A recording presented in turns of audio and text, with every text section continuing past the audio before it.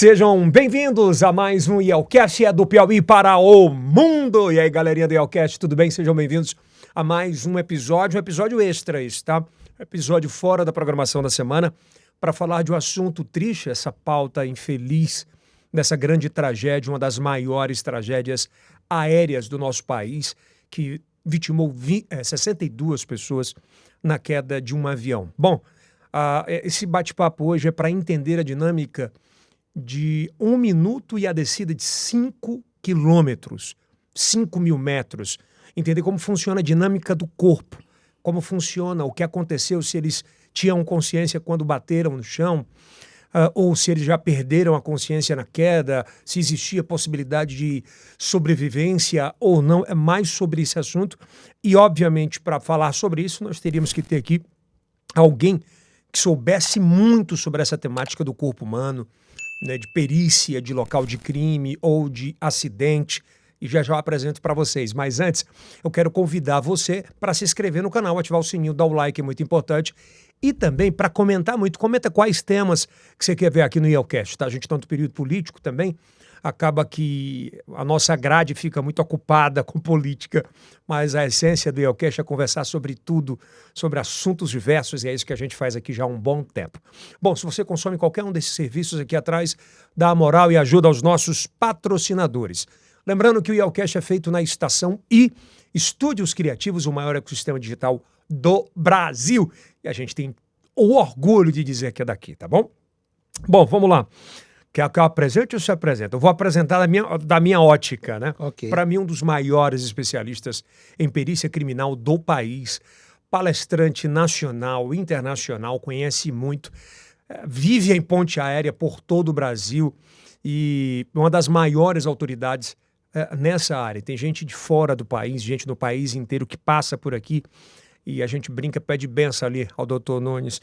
Uma salva de palmas, seja bem-vindo, doutor Nunes. Obrigado pela presença aqui mais uma vez. As minhas palmas são para Vossa Senhoria, que eu conheço há muito tempo, um dos maiores jornalistas hoje do país. Já. Obrigado, doutor Nunes. A TV Mil já penetra em muitos lugares, o IELCast já penetra também, você está nos dois, né? Na TV aberta e no privado, né? Exatamente. Eu conheço há muitos anos e sei da sua competência, né? Eu posso dizer a mesma coisa, né? De fato, a gente está por aí. Eu queria que você se apresentasse para a turma. Sem sombra de dúvida. Meu nome é Antônio Nunes Pereira, sou natural de Miguel Alves, Piauí, né? Formei em medicina na Universidade Federal do Piauí, em direito no CEUT. Sou especialista em cirurgia geral e medicina legal e perícia médica, com atuação em especial em antropologia e psiquiatria forense. E também a gente tem tido algumas funções, professor de medicina legal e de cirurgia.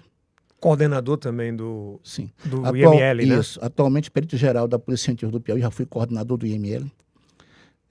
E atualmente também vice-presidente do Nordeste do Conselho Nacional de Dirigentes de Polícia Científica e diretor de assuntos normativos e jurídicos e interinstitucionais do Grupo Nacional de Estudos em Medicina e Odontologia Legal. Ó, se deixar aqui, a gente fica aqui até amanhã, só no currículo, né? Mas vamos para o assunto do dia aqui. Doutor Nunes, é uma pauta muito... Não é que a gente seja bom, é que a gente é mais velho, já passou por mais coisas. Mas estuda muito, estuda muito. Doutor Nunes, é uma pauta muito sensível. Obviamente, a gente tem muito cuidado, porque a gente tá lidando com dores. Né? Só quem perde a família, que deixa de ter a presença do marido, do filho, do irmão, do sobrinho, enfim...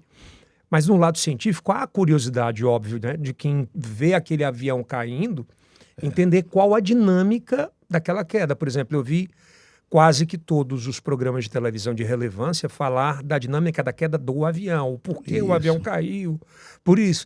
Mas não vi ninguém falar efetivamente se eles sentiram dor, como é que aconteceu esse processo. Lá se fala, pelo menos é o que se fala não oficialmente, é que metade para frente do avião, todos morreram carbonizados. Da metade para trás, eles morreram por conta do impacto e a maioria deles estavam sentados, né, com o cinto. Até ouvi o chefe do CENIP, ele falar disso, olha, vai depender de onde o corpo estava, se ele tinha saído de um lugar, se ele tinha para o outro. A primeira pergunta, o que é que qual protocolo é utilizado em acidentes aéreos como esse? Bem, nós temos um protocolo nacional que a gente chama para DVI, né? que são um desastre em massa, né? Que é o protocolo da Interpol. Esse é o protocolo que todo mundo utiliza no mundo todo, inclusive pela Polícia Federal, que também faz parte dessa investigação, assim como os outros órgãos. Nós também utilizamos no Piauí. Além disso, tem um protocolo próprio da perícia, já específico da perícia, do Ministério da Justiça, que também é fonte de conhecimento para que a gente utilize, né? Então, esses protocolos, eles têm uma sequência de ações de cada órgão. Inicialmente, sem dúvida, é o bombeiro militar, são os bombeiros militares, porque há um monte de perigo, de explosão, de incêndio. Uma vez liberado por eles, vem uma parte emergencial pelo fato da vida estar em primeiro lugar. O resgate, o socorro. O próprio bombeiro com a sua equipe de resgate, assim como o SAMU e outros órgãos do mesmo tipo. Passada essa fase... Só uma pergunta, até onde se tem vida, até o último, por exemplo, a checagem se existe alguém vivo. Se tiver, a perícia ainda não entra. Não. Até porque alterar a cena para salvar alguém é aceitável, sem sombra de dúvida, né? A Constituição Federal diz que o maior bem a ser protegido é a vida. Está acima de qualquer outro bem, né? Então, teve vida, se tira dali, se socorre, leva, se mexe. Não teve, não mexe. Mas assim mesmo, a perícia consegue demonstrar mesmo que mexa? Sim. Perfeito. A gente tem outros métodos, Uhum. né? A seguinte, o resgate passou, entra polícia, perícia, todo mundo, aí sim, os órgãos de segurança pública. Dentre eles a perícia. Esse primeiro momento, ele é estritamente pericial, né? Se isola e a perícia vai verificar avião, né? Caixa preta, e aí depende de cada tipo de perícia, a gente vai falar isso, né? Essa parte aí, mais, digamos assim, de prevenção de futuros acidentes, administrativa, ela é feita pelo Ministério da Aeronáutica, do CENIPA, no caso aí, né? Eles que vão ver essa questão de caixa preta, de degravação de arquivos, etc. Para a audiência entender bem especificamente, por exemplo, a aeronáutica.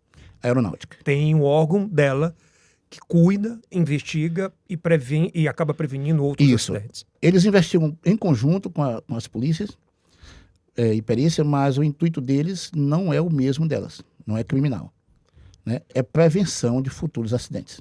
Então, eles estão lá também. Por isso que é Centro de Prevenção... Exatamente. Investigação aérea, alguma coisa assim. Isso. A perícia criminal, né? Tanto a Polícia Federal, porque também tem interesse aí, né? Uma vez que é uma aeronave, né?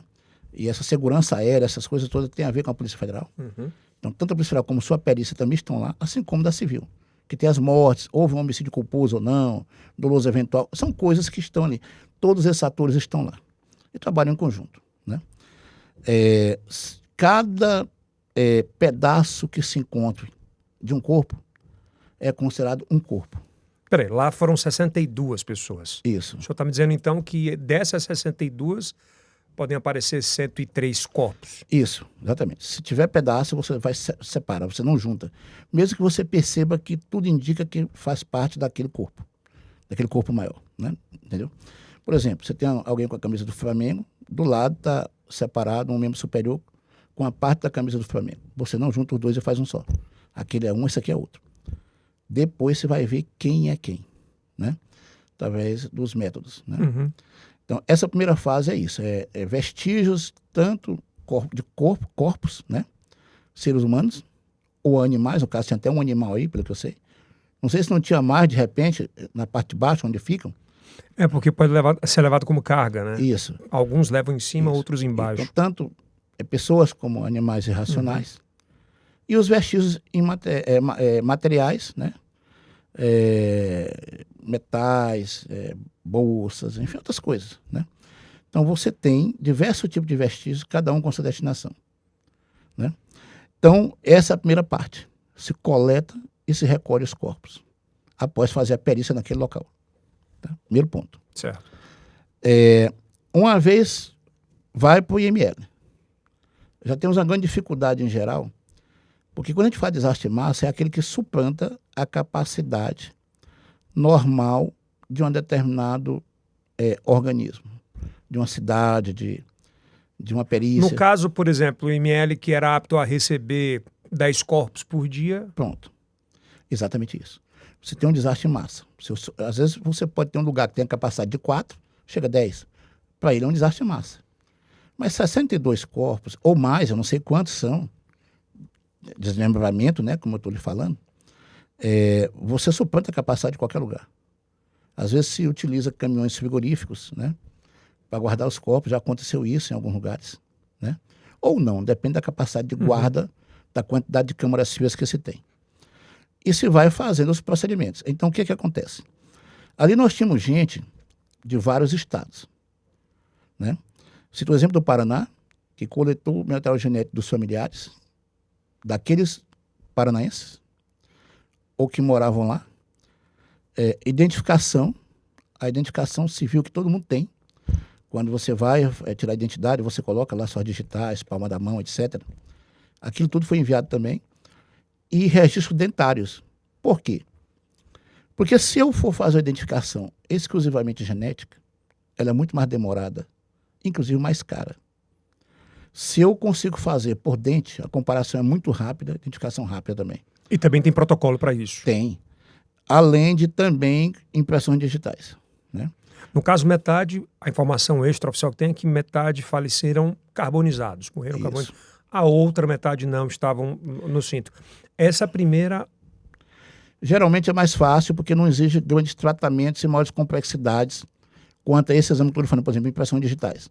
Eu digo a primeira lá na frente, que foram carbonizados, infelizmente. Isso, exato. Aí, no caso, dentário DNA. Você tem também, você pode usar os dentes, por exemplo, tanto como para comparação da arcada dentária em si, como fonte de DNA, que é a polpa dentária, aquilo que tem dentro do dente, fica protegido mesmo em altas temperaturas. Então, nesses casos, é um dos locais que se retira DNA. Ah, não vai no corpo? Também. Algum lugar prefere tirar o dente, porque está mais protegido, mas tem também cartilagens. É uma ótima fonte de DNA, né? Então, você depende do estado do corpo. Mas realmente. sempre encontram? Quase sempre. Quase sempre. A gente já teve situação bem difícil, né? Às vezes você parte para o DNA mitocondrial quando você não consegue nada, mas ele não diz claramente que há aquele vínculo genético. Ele dá um percentual assim, quase lá, tipo 70%, 80%. Não é como o genético normal nuclear. Que dá 100%, crava, né? Isso. Então, o que acontece, tá? Assim, quando a gente fala de DNA, a gente fala 100%, mas assim... 99,9%. É porque você diz assim, a chance de ter outro é 1 em 15 bilhões. Entendi. Então é ele, entendeu? Seria isso, é quase 100%. E aí, após isso, tá, você tem os métodos de identificação primária, que são esses que eu estou lhe falando, e tem os secundária também, que também ajudam. Então, nesse trabalho, estou sendo como exemplo o Paraná, mas isso acontece em todo lugar. O Ceará, por exemplo, tem... Até onde eu soube, tinha 4 cearenses lá. O Ceará deve estar fazendo a mesma coisa. Assim como aqueles que são paulistas estavam lá. São Paulo também está fazendo. Então, você tem equipe que vai conversar com os familiares para saber cirurgia que fez, certo? Cicatriz que tinha, né? Tatuagens, características pessoais, que, embora sejam identificações secundárias, mas ajudam, né? Formato de pernas, arqueada ou não. Então tem toda essa coisa. Tá? Tudo ajuda. Tudo ajuda. Então, é feito esse trabalho, a equipe que faz esse acolhimento das famílias, entrevista, certo? E anotar essas coisas, ela não deve ser a mesma equipe que faz a necrópsia, que faz os exames diretos. Por quê? Vamos lá. Você tem que se envolver diretamente com a perícia sem se envolver com o periférico. É questão até de tempo mesmo. De tempo, principalmente, né? Porque você fica mais focado em fazer a perícia, enquanto no outro lado você não tem só o trabalho pericial, você também tem assistente social, psicólogo. Não é só perícia. Tem mais gente. E pode misturar, não é isso? Exatamente. Perfeito. Então, esse é um dos pontos, tá? Então, essa equipe faz todo esse apanhado e eles mandam esses dados para a equipe que está em algum lugar fazendo. Quando eu falei ML, é o mais normal. Mas não sei se você lembra, eu acho que foi no caso da Gol. Foi a Gol que teve a questão com Legacy, né? Foi, que topou. Isso. Se não me engano, foi Mato Grosso que caiu. Foi feito num ginásio, né? Você lembra da boate Kiss? Kiss? Era. ali é um caso também de uma situação em massa. Porque você... Proporcionalmente era. Proporcionalmente, sim. Também pega um ginásio para fazer as coisas lá. Então, dependendo do tamanho, o IML fica pequeno. O cara fica dizendo, esse cara não tem alma, vendo um monte de gente morta assim, não mexe com ele. Veja. Mexe, doutor. Veja, você, toda vez que você tem uma coisa bárbara dessa, mexe como mexe com todo mundo. Qual é a diferença? A casca que você ganhou ao longo dos anos. Né? Então, tem situação que eu não resolvi até hoje, né? Que não depende só da gente, depende das provas, de muitas coisas, e que eu que não queria me aposentar, por exemplo, sem deixar ela resolvida. Né? E a gente fica, por que aconteceu aquilo? Quem era aquela pessoa? Então você tem os sentimentos, só que você convive com eles e consegue, digamos assim, não atrapalhar o seu serviço. Compreendo. É como um cirurgião, né? Enquanto está todo mundo chorando, ele tem que engolir o choro, abrir a pessoa, se for o caso, e resolver o que tem que resolver. Embora ele entenda que é uma situação grave. Alguém foi assaltado, uma criança, pegou um tiro, uma coisa... A função dele é tentar salvar, né? E isso te dá uma casca com o tempo. Então sente, sabe, tem... A gente pega uma pessoa estuprada, com uma violência sexual, uma criancinha principalmente, uma pessoa vulnerável. A gente fica também, assim, tem os mesmos sentimentos que a sociedade tem. Mas sabendo que a gente tem uma responsabilidade além. E aí, por essa responsabilidade, a gente cria essa casca. Vamos lá, então.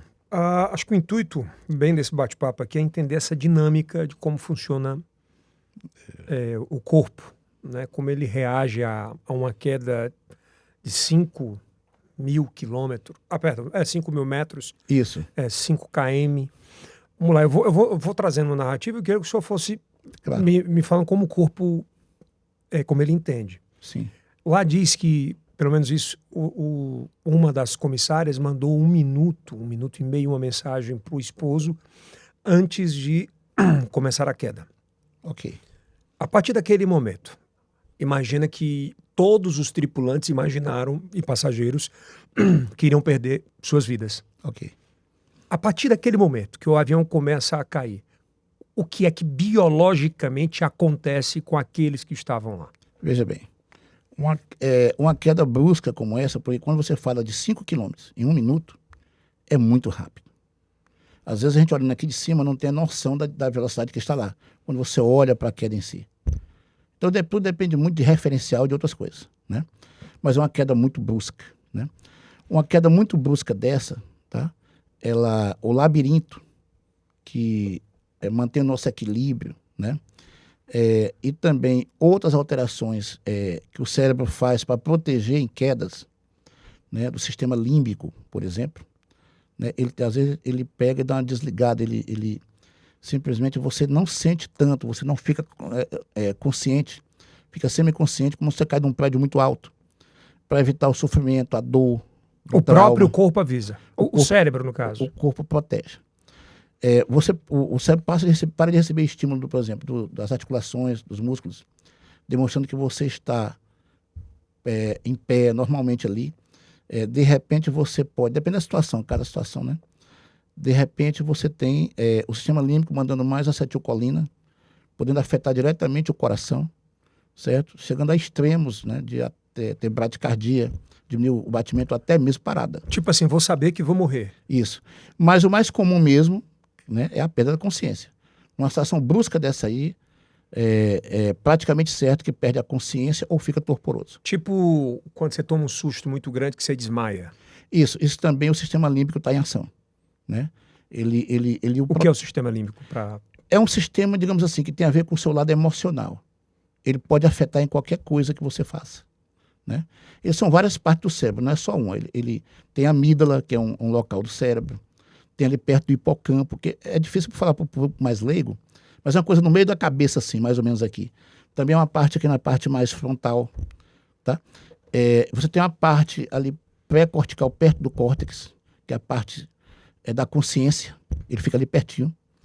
Então, ele está presente nas suas emoções, onde suas emoções afetam o orgânico. Então o avião começou a cair em parafusos ali. Isso. Assim, quase certeza que eles perderam a consciência em quantos segundos ali? Dependendo da... Que foi 1 minuto para 5.000 metros. Mas na queda, quando desce de uma vez, você já vai perdendo ali. Você desmaia, perde a consciência, né? Então, assim, a chance de ter alguém acordado ao final daquela queda, inclusive o próprio piloto, ela é quase impossível, né? A gente não pode afirmar, porque uma coisa que a gente aprende em medicina, eu vi isso de um professor mais velho, eu já percebi isso em algumas situações. Nem sempre, nem nunca, né? Eu já ouvi isso, já vi coisas que eu pensava que nunca tinha e teve, e outras que eu pensei que nunca tinha e teve. Mas nesse caso específico do avião desse... Quase impossível. Os 62 estavam inconscientes. É para estar. Pela lógica. Eles não sentiram dor. Não sentiram dor, né? O corpo protege na queda, né? Justamente do trauma que virá. Tipo, o corpo fica completamente mole. Fica largado, né? Mas vivo. Ao chegar lá embaixo, né? Com aquele trauma todo, aí vem a questão da morte em si, né? Bateu, fratura aquela parte que está mais para baixo, pode fraturar outra dependendo de bater em alguma parte do avião ou não. Se alguma parte do avião pega em você, etc. Mas a parte interna, há um sacolejamento, digamos assim, do corpo, que aquela batida, quando bate, ele não fica de uma vez, ele faz isso. Informações extraoficiais dão conta que metade morreu carbonizada e a outra metade com cinto de segurança. Né? Isso. Então, o que é que acontece? Lá dentro, né, os órgãos são fixados por ligamentos, por algumas situações, algumas partes mais frouxas, outras mais firmes. Esse balançado arranca isso aí, tá? Explode órgãos. Tipo assim, não estou falando que seja a queda de avião, mas a queda de um prédio. Também. Funciona do mesmo jeito. Mesmo jeito. Devido às proporções de claro, do tempo, dos quilômetros. Internamente, o que é que acontece no corpo? Hemorragia muito grande. Geralmente você morre já por choque hemorrágico. Certo? Além disso, pulmão de choque, o pulmão enche de sangue. Você já não tem uma respiração normal, mesmo que o oxigênio chegasse ali, você já não tem como fazer troca gasosa. A morte, ela é praticamente instantânea. Entendeu? Ou muito próximo daquilo ali. Dentro desses queimados, ainda vai se observar se alguém estava respirando ao ser queimado. E aí vai se ver se algum estava vivo ou não. Tudo é feito estudo sobre isso? Sim, você abre a traqueia, vai observar se há fuligem, se há do incêndio em si, dentro da traqueia, quer dizer, que você puxou para dentro, lá dentro dos pulmões, inclusive, né?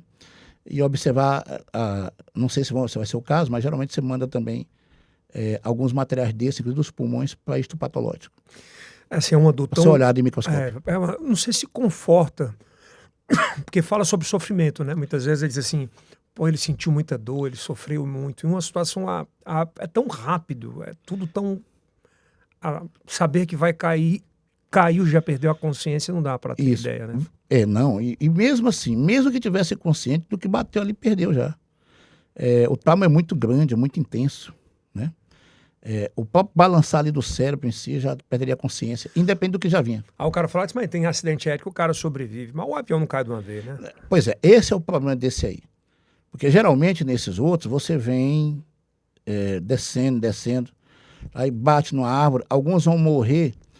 Uma das coisas que a gente falou, essa questão do balançar quando bate, é o princípio da inércia da física, que todo mundo estudou, né? O corpo para, mas os órgãos internos continuam se movendo, eles são móveis. Isso acontece tanto nesse caso que desceu assim, né, em parafuso chato, como se fala aí, como também quando desce, normalmente batendo em árvores ou alguma coisa, bate no morro de uma vez. Ou quando um carro bate. Exatamente, a mesma coisa. É como se tivesse algumas bolinhas de gude dentro de uma boquinha e você sacudisse assim. Pronto. Princípio da inércia. Aquilo que está... A carcaça em si, o que protege os órgãos internos, ele para, né? Mas o restante não para. Ele continua batendo e causando hemorragias e inchaço. Às vezes você não morre... não estou citando especificamente esse caso, é para a gente entender. Às vezes você não morre diretamente na hora, mas morre depois pelas consequências, né? Eu já vi gente que chegou em hospital, sentou conversando, caiu de uma ponte, caminhão que bateu no outro de uma vez, em alta velocidade, caíram de uma ponte. Isso é trauma muito grande, né? E 2 chegaram comatosos e um conversando sentado, chegou a sentar. Isso há muitos anos. E 4 horas depois, os que estavam em coma não tinham morrido ainda e esse tinha.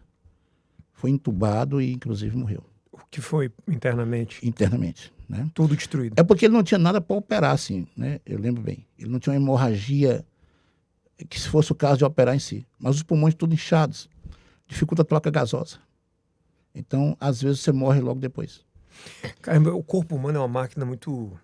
Assim, é um negócio incrível em todos os aspectos, né? Isso. A gente chama isso de pulmão de choque. Às vezes você pode jogar todo o oxigênio do mundo lá, mas não tem como fazer troca gasosa nem tirar o gás carbônico que está vindo. Que incha. Como incha um joelho, por exemplo. A pancada, os órgãos internos também incham. E nem estou falando do cérebro, que também incha. Rapaz, que louco, né? A máquina humana é Ah, meu Deus, é um negócio muito, muito louco. Um amigo meu falou assim, Yeltsin, a ortopedia é muito bonita, mas quando você lida com osso é meio que mecânico mesmo, de abrir parafuso. É. Só que clínica médica, nessa parte de cirurgia, essas coisas, tem uma situação mais de metabolismo. Às vezes você faz tudo que pode no primeiro momento, mas a questão das alterações depois termina matando o paciente ou sequelando. Nesses casos de acidente como esse aí, né, uma das coisas que acontece também, o cérebro ele bate na caixa craniana, incha muito, e tem uma coisa que a gente chama também de lesão axonal difusa, LAD, que nem é perceptível olhando, que se vê normalmente ao microscópio. Essa mata muito e normalmente não é nem visível em exames. Entendeu? É, muito louco. A gente queria trazer esse outro olhar, outro olhar, uma visão sobre essa dor, né, de como eles teriam sentido esse impacto, né? Isso. Pelo menos assim, eles não sentiram tanto a dor da morte, né? Doeu mais para quem está aqui e muito mais para quem está aqui. Exato. Né? Eles perderam completamente a consciência, né? Com certeza. Ah, Jesus amado, que esse acidente sirva absolutamente para uma coisa, que outros acidentes não ocorram iguais a esse, né, doutor? Isso. A equipe que está lá, né, a gente esteve conversando no grupo de chefes de perícia com o doutor Salomão, outro médico legista que é o chefe de Polícia Científica de São Paulo, e eles estavam bem tranquilos que iam dar conta das coisas, porque todos nós oferecemos ajuda. Né? Sempre que tem uma situação Coloca dessa, à disposição, né? Sim. Diz que a princípio estavam conseguindo dar conta e tudo, e a Polícia Federal, inclusive com o seu pessoal também estava lá, eles são muito bons. Um dos que estava lá era justamente um dos membros do Conselho também de Dirigentes. Que você faz... Que Isso, doutor Palhares, que é o vice da Polícia Federal, que é o secretário... Doutor Palhares está lá nessa apuração, né? Está, exatamente. O que a gente deseja à família, sem sombra de dúvidas, é que Deus conforte o coração. Volto a dizer que os acidentes aéreos, eles têm como característica a melhoria na performance dos próximos passos, das próximas páginas, né? Os grandes acidentes aéreos que tivemos talvez tenham livrado outros grandes acidentes aéreos que poderiam acontecer. O mais importante é se entender o que houve para se tirar lições, né? Principalmente quanto a essa parte aeronáutica em si, mesmo a parte mais técnica, né? Como ele disse, a aeronáutica ela não está lá com fins criminais.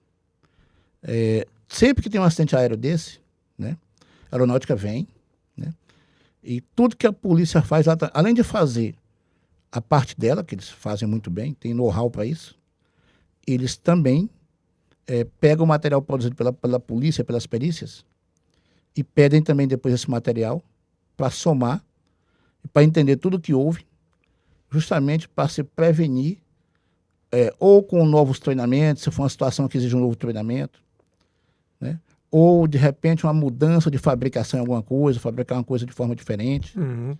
Né? Enfim, são diversas situações. É para isso que serve. É mais com esse escopo. Eu vi um documentário que teve um desses acidentes aéreos que quase 6 pessoas do acidente morreram de ataque cardíaco, né? Sim, sim. Né? Porque o susto é tão grande que... É a questão que eu falei do sistema límbico, descarga de acetilcolina, né? A parte emocional, ela é muito forte, né? Ela não só nessa situação, em diversas outras, ela pode causar certas situações como essa. Bom, obrigado por ter vindo aqui para bater esse papo com a nossa audiência sobre isso e entender um pouco essa dinâmica dessa queda e como funcionou. Provavelmente, quase que certo, ninguém estava consciente, sequer ninguém viu nem o despencar do avião, né? Na verdade é essa. Como é que eu digo? A probabilidade de que houvesse algo diferente, A gente sempre tem que contar com a resistência maior de um ou de outro. Como eu digo, em medicina nem sempre nem nunca, mas quase impossível. Quase impossível ter alguém consciente ali, né? Sim, queda de 5 km em 1 minuto é muito rápido. O corpo humano não foi feito para isso. Não. Literalmente, é por isso que não aguenta. Não foi. Doutor Nunes, obrigado mais uma vez. A gente que agradece e, como sempre eu lhe digo, nos colocamos à disposição.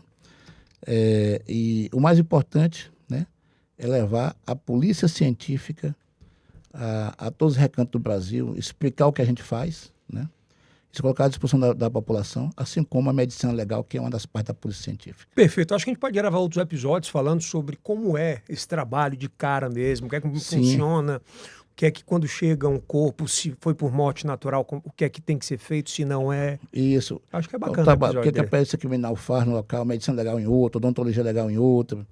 Vamos bater um papo sobre isso aí. Vamos embora, Tá fica bom. combinado. Obrigado, doutor, mais uma vez. Obrigado, galerinha do YouTube. Valeu demais. Lembrando que é feito na Estação I Estúdios Criativos. E é o cast do Piauí para o Mundo.